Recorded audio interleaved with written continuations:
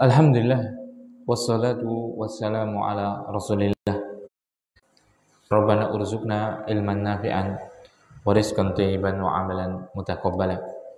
Kaum muslimin dan muslimat dimanapun berada, rahimani wa rahimakumullah, kita panjatkan yang pertama pujian dan syukur kita kehadirat Allah Subhanahu wa taala atas segala curahan nikmatnya kepada kita, sehingga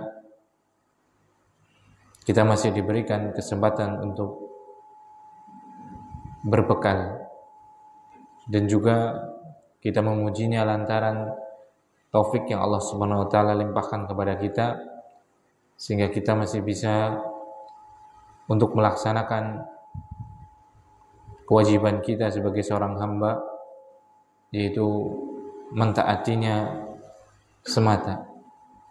Salawat dan salam semoga senantiasa tercurahkan kepada Nabi kita yang mulia, Nabi Agung Muhammad sallallahu alaihi wasallam, kepada keluarganya, sahabatnya, dan seluruh orang yang beriman dari setiap masa.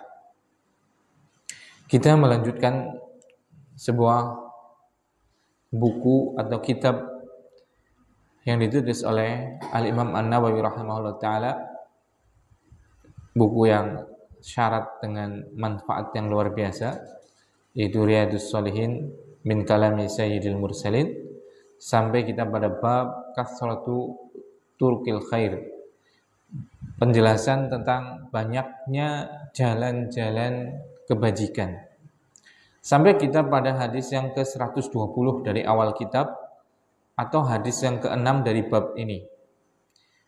Bismillahirrahmanirrahim. Qala al-mu'allifu rahimahullahu ta'ala, berkata penulis, semoga Allah Subhanahu wa taala merahmatinya. Ar-rabi anhu, yang keempat darinya pula, anna nasan qalu, ada para sahabat yang bertanya kepada Rasulullah sallallahu alaihi wasallam, ya Rasulullah, wahai Rasulullah, zahaba ahlud duthuri bil ujur, telah mendahului kami saudara-saudara kami yang kaya dengan pahala yang sangat banyak. Yusalluna kama nusalli, mereka sholat sebagaimana kami sholat. Wa yasumuna kama nasum, mereka berpuasa sebagaimana kami berpuasa. Wa yatasaddaquna bifuduli amwalihim, namun mereka bisa bersedekah lantaran banyaknya harta mereka. Qal, maka Rasulullah sallallahu alaihi wasallam menjawab, awalaisa qad ja'alallahu lakum ma tasaddaqun, bukankah Allah sudah menjadikan pintu-pintu sedekah yang sangat banyak bagi kalian? Inna bikulli tasbihatin shadaqah, sungguh setiap tasbih itu adalah sedekah. Wa kulli takbiratin shadaqah, dan setiap lafaz takbir adalah sedekah. Wa kulli tahmidatin shadaqah, dan setiap tahmid adalah sedekah. Wa kulli tahlilatin shadaqah, dan setiap tahlil adalah sedekah. Wa amrun bil ma'rufi shadaqah, dan engkau memerintahkan kebajikan juga sedekah. Wa nahyun 'anil munkari sedekah, dan engkau melarang dari hal yang mungkar itu juga sedekah. Wa fi bud'i ahadikum sedekah, bahkan engkau menggauli istrimu itu pun sedekah. Qalu, maka para sahabat ridwanullah alaihim ajma'in, mereka bertanya lagi, ya Rasulullah, wahai Rasulullah, ayati ahaduna syahwatahu wa yakunu lahu fiha ajrun? Apakah kami melampiaskan syahwat kami kepada istri-istri kami, di dalamnya ada pahala? Qal, maka Rasulullah sallallahu alaihi wasallam menjawab, ara'aitum law wada'aha fi haramin akana alaihi fiha wizrun? Apa pendapat kalian? Sekiranya dia melampiaskan syahwatnya pada perkara yang haram, bukankah atasnya dosa?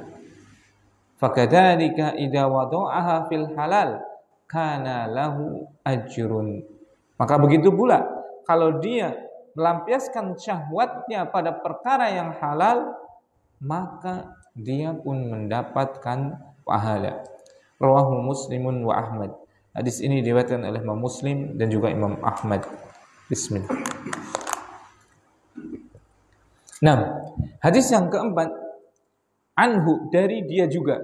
Dari dia, kemarin hadis yang ke-119 dari siapa? An Abi Darin Jundub ibni Junadah. Berarti masih dari beliau radhiyallahu taala anhu ajmain. Radhiyallahu taala anhu. Ana nasan qaumu qalu. Ada sekelompok sahabat, dia bertanya kepada Rasulullah sallallahu alaihi wasallam.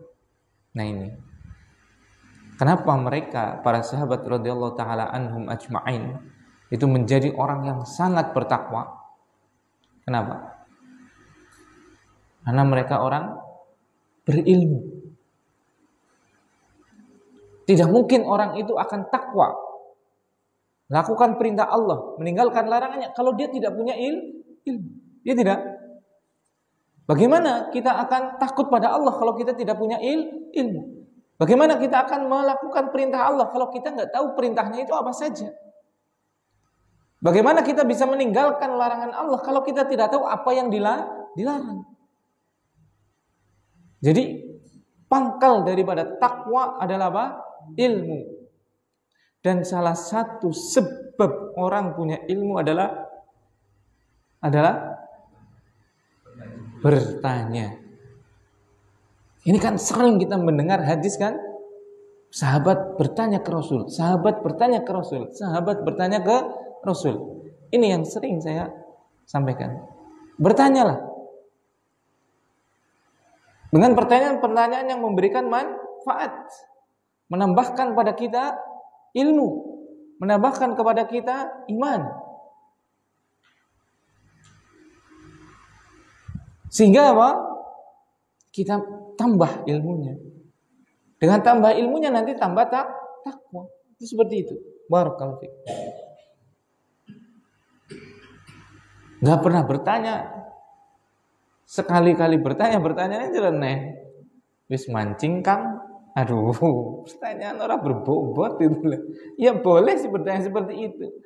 Emang enggak ada yang lebih bagus itu loh. Yang kira-kira menambahkan kita apa? Ilmu. Kenapa kita sering bertanya tentang perkara-perkara duniawi atau bahkan cuma hobi? Kita malu untuk bertanya, tayamum seperti apa kalau saya sakit ya? Iya tidak? Padahal belum tentu kita sudah paham tentang apa? Tayamum. Wah, aku safar mau pergi jauh. Ah ini pas naik kereta jam 7 pagi. Sampai sana 7 malam. Sholatnya gimana ini? Masa sholatnya mudun ke stasiun ketinggalan no? Misal, apa boleh sholat di kereta? Nah ini keretanya lagi madep ngetan. Misal seperti itu. Atau keretanya lagi madep ngidul. Tanya yang seperti itu. Iya kan? Kok jebule apa? Lu ngamaring Jember apa Surabaya ora sholat. Kenapa bingung? Sembahyang kepriwe iki? Ya kenapa enggak tanya? Bertanya. Jadi kita punya ilmu. Karena punya ilmu kita bisa beramal soleh sehingga ketakwaan kita bertambah. Juguran jam 8 untuk jam 12 kuat. Budopokan apa? Langkah isinya langkah bobote, kelepas, kelepus, kelepas, kelepus. Coba juguran baca Al-Quran, dibaca terjemahannya, baca buku fikih. Wah, ora kuat Ustaz. Jangankan jam boleh kudu jam 12 maca Quran Ustaz. Ya setidaknya dari 4 jam itu ada yang bahas ilmu gitu loh. Habis itu mungkin yang namanya manusia kadang kita tukar pikir atau sekedar guyon, ya nggak ada masalah. Tapi kalau apa? Pembahasannya semua guyonan, baik, nanti kebablasan nanti. Pertamanya guyonan yang masih wajar. Ujug-ujugnya emang kau guyonannya kayak randa, kayak sih jenenge siapa yo? Naudzubillah. Wantong guyu. Kayak randa, kayak siapa jenenge? Ujug-ujugnya kayak gue. Awalnya mungkin guyonan biasa. Tapi karena tadi terlalu lama, akhirnya kebablasan pada perkara-perkara yang akhirnya nggak baik. Bahkan bisa jadi apa? Gibah nanti, ngandani tanggane, ngandani kancane, dan yang lain-lain seperti itu. Nah, dan ini, jadi faedah pertama, kenapa para sahabat radhiyallahu taala anhum ajmain itu orang yang paling bertakwa? Karena mereka orang paling berilmu. Salah satu sebab untuk mendapatkan ilmu adalah banyak bertanya. Wahai Rasulullah, mereka bertanya kan, wahai Rasulullah, zahaba alud-dusur bil ujur. Saudara-saudara kami, teman-teman kami yang kaya raya itu pergi dengan banyak sekali apa? Pahala. Nah ini. Faedah kedua. Ya Rasulullah, pentingnya nyambat. Pentingnya apa? Nyambat. Pentingnya kita itu memanggil orang dengan panggilan yang baik. Apalagi kalau dia adalah apa? Ahli ilmu. Seperti itu. Ya dipanggil dengan panggilan kemuliaan. Ya kiai atau ustadz atau ajengan atau tuan guru seperti itu. Jangan kita memanggil dengan apa? Namanya. Sebagaimana apa? Para sahabat memanggil Rasulullah SAW itu apa? Ya Rasulullah. Wahai Rasulullah, seperti itu. Ini yang kedua. Memanggil ahli ilmu dengan panggilan yang baik. Jangan langsung dengan namanya. Seperti itu. Nah, kecuali orang Badui. Beda lagi. Kadang orang Badui itu enggak pakai Rasulullah. Ya Muhammad, seperti itu. Ya wajar, Rasulullah pun memaklumi karena dia orang Badui. Orang Badui itu orang pedalaman seperti itu. Nah, jenengan mau enggak darani wong ndelesep? Ndelesep itu apa ndelesep? Pelosok seperti itu. Darani wong pelosok orang gelem nyeluk kiyaine, nyeluk ustadze misalnya ini contoh aja. Makanya saya enggak pakai contoh mbok jenengan asing pada tadi. Saya pakai nama yang enggak pan. Joseph kan nggak ada kan, Kiai Joseph kan nggak ada itu kan, misalnya seperti itu. Ya Pak Kiai, ya Pak Ustadz, nah, seperti itu. Jangan manggil maunya sendiri seperti itu. Ini faedah yang kedua. Faedah yang ketiga, mereka saudara-saudara kami, teman-teman kami telah pergi dengan pahala yang sangat banyak.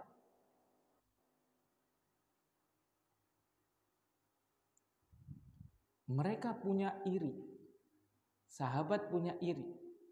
Tapi irinya sahabat itu adalah iri yang diizinkan. Iri bahasa Indonesia, kalau bahasa Arab itu ada dua macam sebenarnya. Iri yang jelek itu namanya hasad. Iri yang jelek itu namanya apa? Hasad. Kalau Indonesia ya hasad diterjemahkan ke bahasa Indonesia ya iri nanti.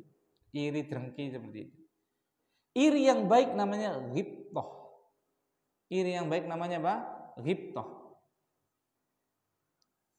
Iri yang jelek adalah Hasad tadi namanya. Itu adalah kita apa? Hasad, iri dengan nikmat Allah yang diberikan kepada hambanya, dan kita menginginkan tersebut, dan ditambah lagi kepengin kita itu lebih baik dari dia. Atau lebih parahnya adalah disertai dengan apa? Hilangnya nikmat itu pada orang tersebut. Itu hasad, iri yang buruk. Tanggane tuku mobil anyar, wah, pret, ya kenana nu tanda tangan, leasing bok lah, kabeh-kabeh sih teyeng, hasad ya.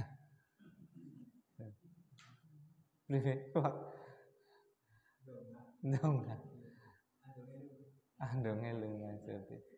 Nah seperti itu namanya hasad. Paling kok 3 bulan ya wis cabut lah. Tite ini ngono, tite ini. Subhanallah. Itu namanya apa? Hasad. Dan ini enggak boleh haram. La tahasadu. Tidak boleh kalian saling hasad antara satu dengan yang lain. Yang kedua, iri, tetap bahasa Indonesianya iri, tapi yang baik itu ghibthah. Namanya ghibthah kalau dalam syariat. Yaitu apa? Dia melihat nikmat yang Allah SWT berikan kepada seorang hamba, baik tetangganya, saudaranya atau apa, dan dia menginginkan nikmat tersebut tanpa dia kepengen nikmat itu hilang dari saudaranya. Contohnya ini, sahabat. Sahabat yang miskin-miskin ini itu melihat apa? Sahabat-sahabat yang kaya itu mereka membawa pahala yang banyak. Karena bisa sedekah, ya kan? Bisa membantu dan yang lainnya. Nah, sehingga dia iri. Kalau bahasa Indonesianya, bahasa Arabnya bukan hasad, tapi apa? Ghibthah. Dia menginginkan apa yang dimiliki oleh para sahabat-sahabat yang kaya tadi, untuk bisa seperti mereka, bisa sedekah. Itu. Jadi ini pelajaran yang ketiga. Faedah yang ketiga, iri dalam bahasa Arab itu ada 2 macam. Ada hasad, itu iri yang buruk, yaitu menginginkan kenikmatan yang ada pada seorang hamba dengan mengharap dia lebih baik atau hilang dari hamba yang tadi. Itu namanya hasad. Ghibthah adalah menginginkan kenikmatan Allah yang sudah ada pada hamba, tapi dia apa? Tidak mengharapkan hal tersebut hilang pada hamba tersebut. Nah seperti itu. Toh ngapain hasad gitu loh. Orang yang hasad itu orang yang subhanallah, imannya itu ditaruh di mana gitu loh. Sekarang barakallahu fikum, yang memberikan saudara kita, tetangga kita kenikmatan itu siapa? Allah. Lah Tuhannya jenengan siapa? Allah. Tuhannya jenengan itu fakir atau maha kaya raya? Tuhan jenengan itu pelit atau sangat penyayang? Dia tinggal minta, apa susahnya? Ya tidak? Kenapa enggak minta? Kenapa harus mengharapkan kenikmatan yang pada saudaranya itu hilang? Apa Allah enggak mampu? Dia dicukupi, antum juga dicukupi. Iya kan? Emang kita, Allah itu bukan makhluk. Allah itu bukan manusia yang kekayaannya terbatas, yang kasih sayangnya sempit, bukan. Allah itu maha kaya raya, yang kekayaannya tidak terbatas, yang kasih sayangnya sangat luas. Selesai hidup, bahagia hidup, kalau kita paham dengan syariat. Barakallahu fiik. Nah, kemudian yusalluna kama nusalli wa yasumuna kama nasum wa yatasaddaquna bifuduli amwalihim. Mereka sholat, kami sholat. Mereka puasa, kami puasa. Tapi kalau mereka sedekah, saya nggak bisa apa-apa ini. Coba lihat pelajaran keempat, faedah yang keempat dari hadis ini. Sahabat itu iri dengan harta itu bukan untuk bermegah-megah. bukan menginginkan harta tersebut untuk dibangun istana yang mewah, mobil yang kinclong, tidak. Tapi untuk apa? Sedekah. Mereka iri dengan sahabat yang kaya. Kenapa coba irinya? Apakah irinya itu, ghibtohnya itu karena sahabat yang kaya itu rumahnya megah? Tidak. Kendaraannya mewah? Tidak. Tapi kenapa? Karena mereka dititipi harta oleh Allah, kemudian bisa bersedekah. Sehingga apa? Kita iri dengan apa? Gak bisa sedekah. Bukan gak bisa punya rumah mewah. Itu. Jadi iri, ghibtoh itu dengan apa? Akhirat, dengan pahala. Kalau kita kebalik, hasad semuanya sih. Buktinya apa? Buktinya selalu apa? Patokannya adalah hal duniawi, ya tidak? Tanggane bangunan panas. Tanggane motore anyar gemlutuk. Tanggane mobilnya anyar umeb. Subhanallah. Itu realitanya yang terjadi pada manusia sekarang. Beda sekali dengan apa yang pada sahabat radhiyallahu taala anhum ajma'in. Mereka enggak iri dengan hal-hal duniawi yang seperti itu. Mereka irinya kenapa? Karena yang kaya ini bisa bersedekah. Itu faedah yang keempat. Iri pada pahala. Coba sekarang. Semuanya itu hasad, bukan ghibtoh. Buktinya apa? Masjid kosong. Itu sudah jadi bukti. Ini yang kaya sholat, yang miskin sholat. Ya tidak? Yang kaya puasa, yang miskin puasa. Sekarang coba, irinya kaum muslimin sekarang bukan masalah pahala. Buktinya apa? Masjid pada bolong, pada kosong. Kalau seandainya iri dia itu betul-betul jujur, harusnya apa? Sholat dulu aja sudah. Mereka dapat harta, kita dapat pahala. Syukur dapat pahala dan juga harta, sehingga bisa bersedekah. Ya tidak? Nah itu faedah yang keempat. Iri itu dalam pahala. Azan langkah sing, azan coba. Berarti kan dusta. Kalau dia apa? Irinya kalau minta harta, nanti kalau punya harta saya mau sedekah. Dusta sedusta-dustanya. Kalau dia nggak mau sholat. Justru malah dikasih harta tambah semena-mena nanti. Nggak dikasih harta, sudah miskin, sudah papa saja apa? Nggak mau sholat. Bagaimana kalau dikasih harta? Bagaimana kalau dikasih kedudukan? Dadrah. Ya tidak. Harusnya logikanya kan kalau yang lagi miskin, lagi nggak punya, harusnya semakin dekat kepada Allah. Ya tidak. Miskin nggak punya apa-apa, jauh dari Allah SWT. Bayangkan kalau dikasih kecerdasan, bayangkan kalau dikasih harta, bayangkan kalau dikasih kekuasaan, pasti nindes itu orang. Pasti sudah.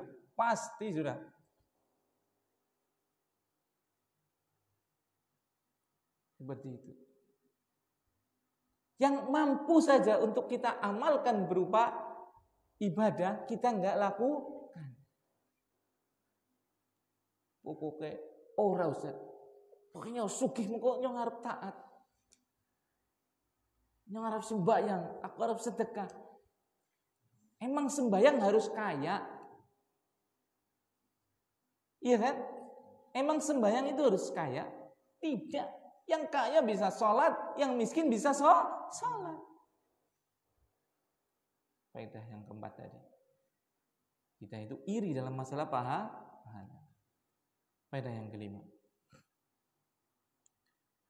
Yusalluna kama nusolli wa yasumuna kama nasum. Mereka sholat sebagaimana kami sholat. Mereka puasa sebagaimana kami puasa.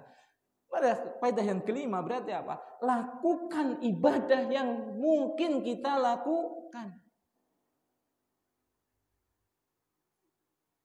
Lakukan yang mungkin kita lakukan. Yang paling pokok adalah sholat. Yang paling pokok adalah puasa di bulan Ramadan. Sudah itu. Belum bisa sedekah, nggak apa-apa. Yang penting sholat. Karena sedekah itu berkaitan dengan harta. Harta itu zalika fadlullahi yu'tihi may yasha. Itu fadlullah. Ya,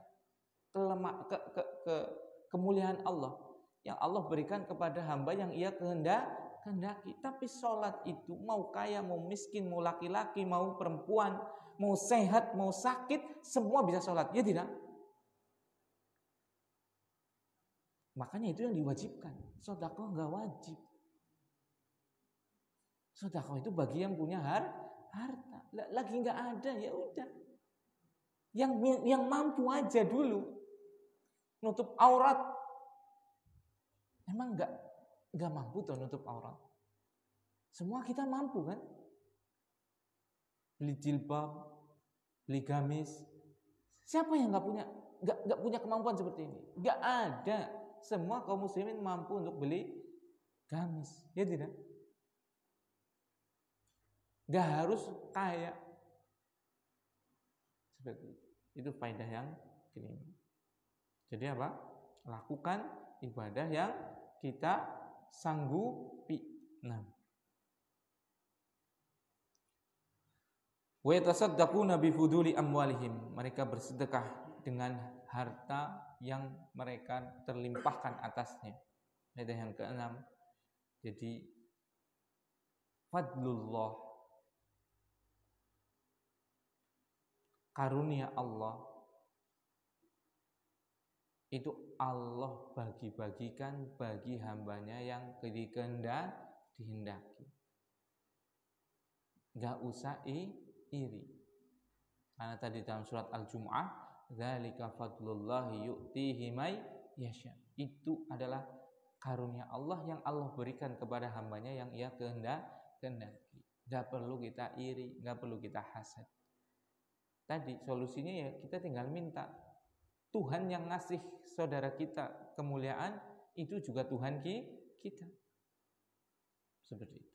Nah, qal alaysa qad ja'alallahu lakum ma tasaddaqun. Bukankah Allah Subhanahu wa taala telah menjadikan untuk kalian perkara-perkara yang bisa dengannya engkau bersedekah. Pelajaran yang ketujuh. Apa pelajaran yang ketujuh? Di Islam semua ada solusi. Atau ada solusi di dalam Islam. Islam itu adalah solusi, itu paling gampang. Islam itu ada solusi. Barakallah. Ini kan bertanya, ya tidak? Itu sahabat-sahabat yang miskin, yang nggak punya harta untuk bersedekah, sehingga bertanya, Rasulullah memberikan solusi nggak? Memberikan solusi tidak? Berikan. Alaysa qad ja'alallahu lakum ma tasaddaqun. Bukankah Allah SWT telah menjadikan untuk kalian ada perkara-perkara yang nilainya sama dengan sedekah? Berarti Islam adalah solusi. Itu keenam, itu penting sekali. Kita setiap hari itu ada masalah, pasti. Setiap hari kita ada masalah. Kalau nggak pengen punya masalah, satu saja. Antum minta mati. Itu nggak ada masalah, sudah. Nggak ada masalah duniawi, tapi masalah akhirat lebih parah lagi itu.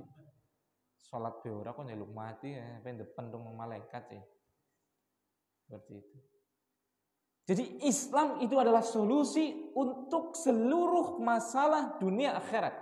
Kalau kita mau, itu pasti sudah. Pasti sepasti-pastinya. Tidak mungkin ada masalah kecuali dalam Islam ada solusinya. Itu pasti sudah. Dunia Ustaz ada. Akhirat Ustaz ada. Semuanya ada.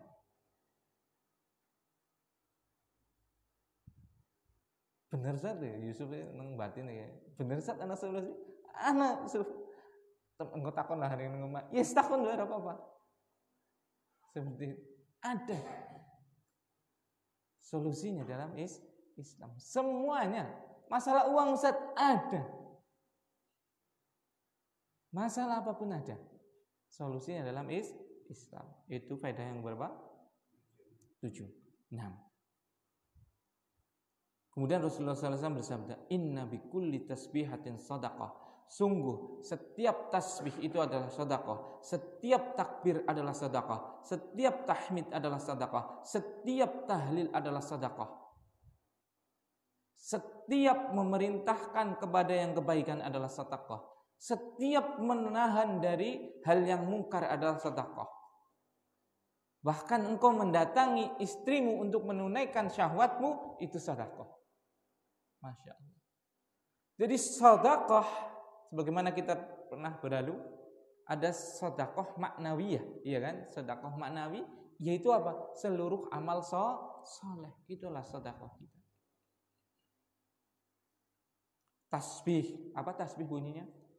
Subhanallah, itu sedekah. Sebagaimana sudah kemarin, minggu kemarin ya, pekan kemarin kita jelaskan. Kemudian apa? Takbir, apa takbir bunyinya? Allahu Akbar, itu sedekah. Coba jenengan sambil ngiyup subhanallah, subhanallah, subhanallah, sambil ngopi Allahu Akbar, Allahu Akbar, Allahu Akbar.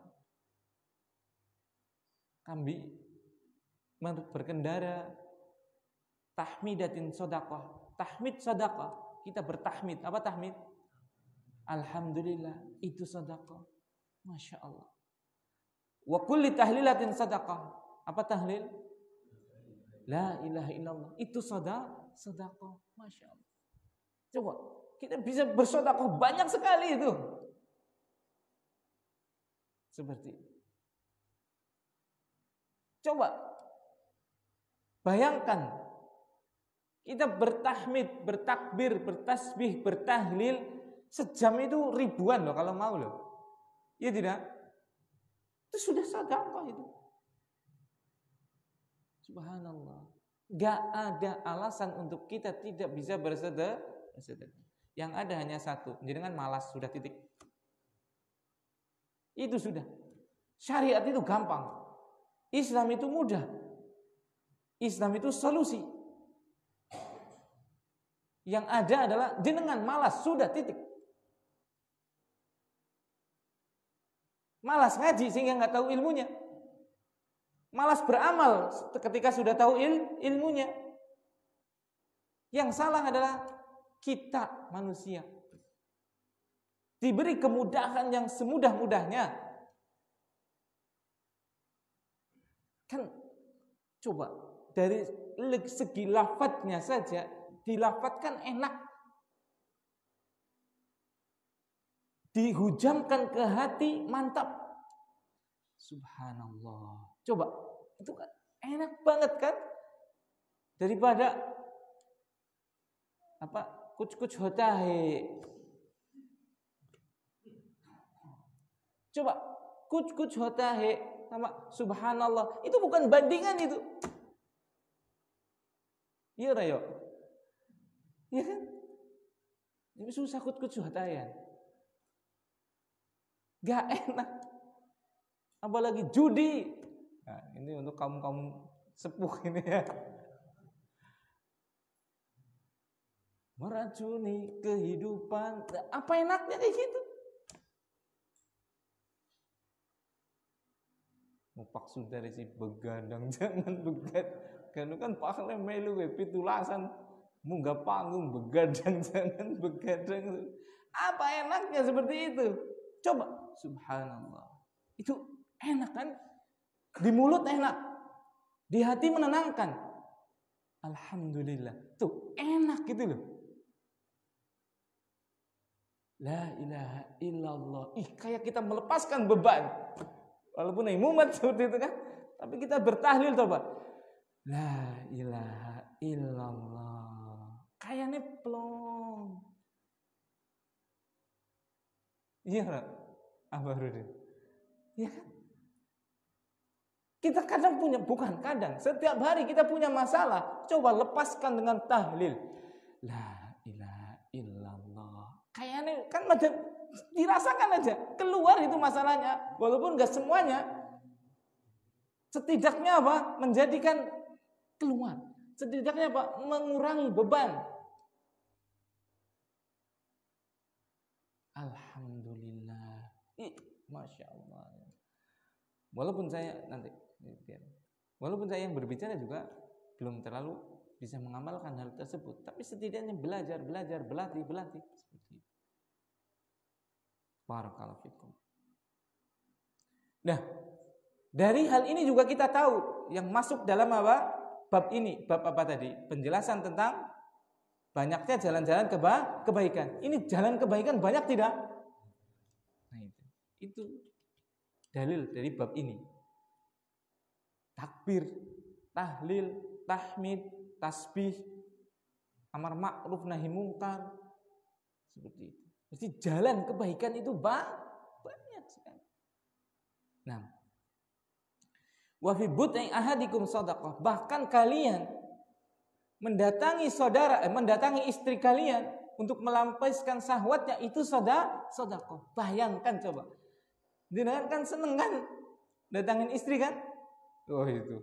Cahaya langsung mesem balik langsung sedekah itu kan. Sedekah itu subhanallah. Bayangkan kalau istrinya 4. Iya kan? 1 ya cuma sedekahnya 1. Bayangkan kalau istrinya 4 coba. Sedekahnya tambah banyak Duitnya tambah berarti apa? Tambah sedekah hartanya, ya tidak? Semakin banyak istri, semakin banyak amalnya jadinya. Orang niat kan, niatnya anak. Ustaz TBC Jitok sama, saya juga nggak niat soal belum niat gitu. Seperti itu. Barakallahu. Nah, jadi itu bayangkan coba dalam kesenangan, dalam melampiaskan syahwat saja, tatkala itu pada tempatnya itu sedekah.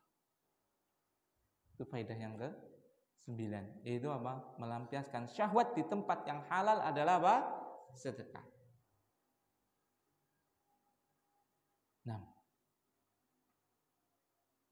kemudian para sahabat yang fuqara ini bertanya, wahai Rasulullah, benar salah satu dari kami mendatangi istri kami untuk melampiaskan syahwatnya dapat pahala?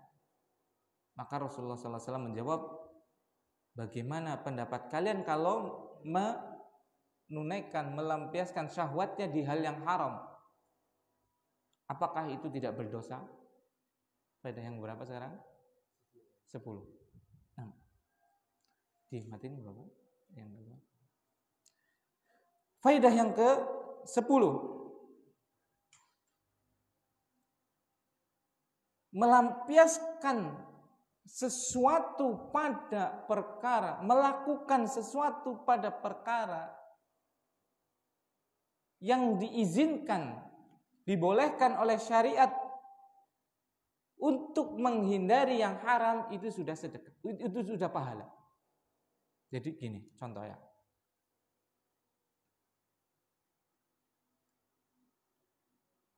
Kita melakukan perkara dengan kita niatkan untuk meninggalkan sesuatu yang diharamkan, itu menjadi sedekah.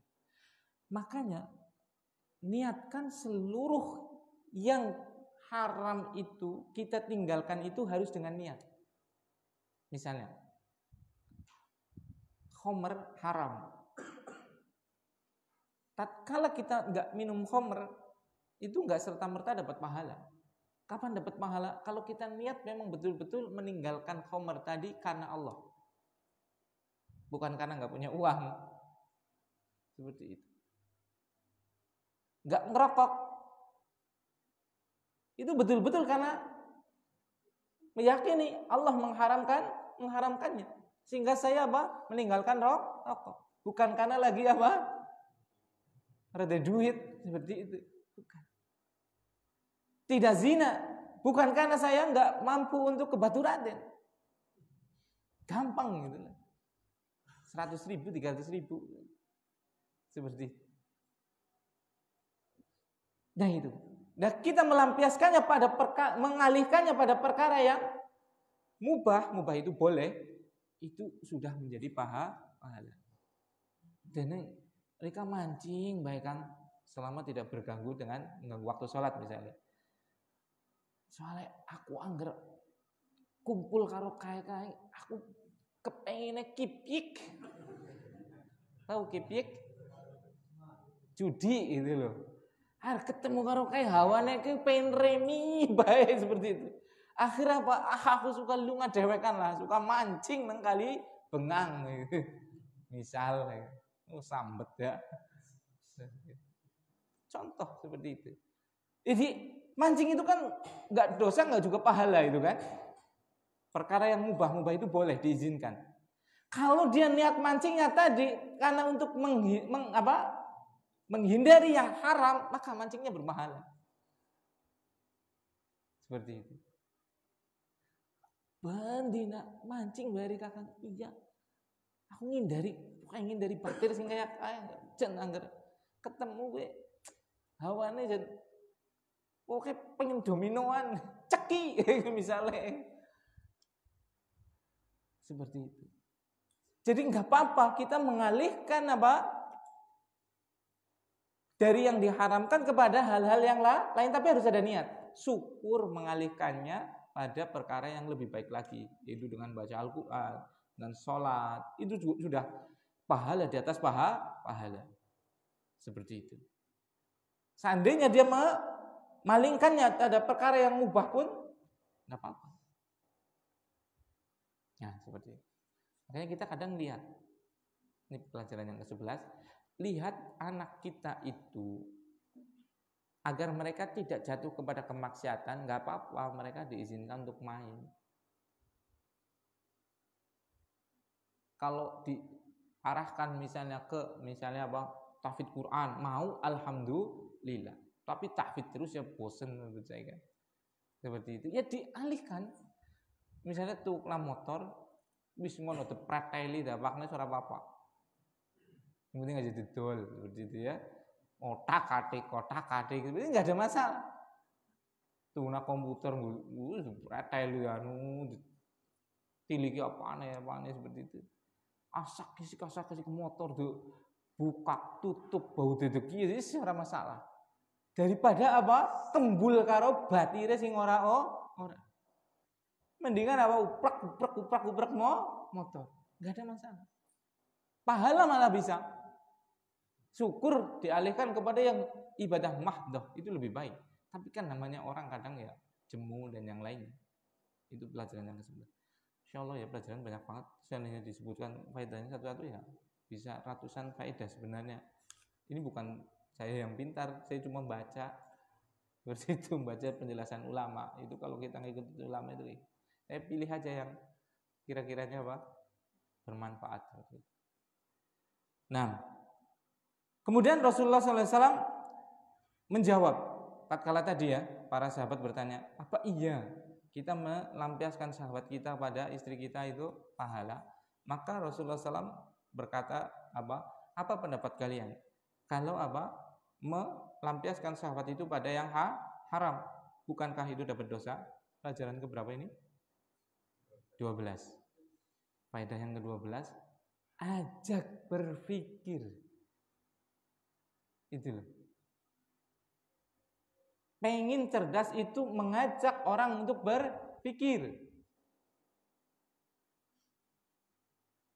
Mau itu belajar, mau itu dalam kehidupan, itu kasih orang itu adalah pemahaman. Jangan selalu kita kasih makanan. Tapi bukan sekali-kali. Tapi mestinya kita kasih pemahaman, pancingnya lah seperti itu. Gak apa-apa. Nanti kapan mereka akan dewasa? Ini Rasulullah SAW itu seperti itu. Sering sekali mengajak para sahabat untuk berpikir. Ini kan tatkala para sahabat itu iya dapat pahala seperti itu. Maka Rasulullah nggak langsung menjawab iya, enggak. Tapi Rasulullah SAW menggunakan analogi, pemahaman. Nah, itu. Apa pendapat kamu? Kalau melampiaskannya pada hal yang haram, kan dapat dosa. Iya. Berarti kalau melampiaskannya di halal berarti dapatnya apa? Pahala. Nah itu kan diajak berpikir. Makanya anak kita, murid kita, siapapun dari kaum muslimin ajak untuk berpikir. Seperti itu. Nah, kemudian Rasulullah SAW melanjutkan, "Fakadzalika idza wada'a fil halal." Begitu pula kalau dia melampiaskan sahabatnya pada hal yang halal, maka baginya akan mendapatkan pahala. Dan masih banyak faedah-faedah yang bisa disebutkan, namun karena keterbatasan waktu kita cukupkan sampai di sini. Mohon maaf kalau ada tutur kata yang kurang berkenan. Subhanakallahumma wa bihamdika asyhadu an la ilaha illa anta astaghfiruka wa atubu ilaik. Assalamualaikum warahmatullahi wabarakatuh.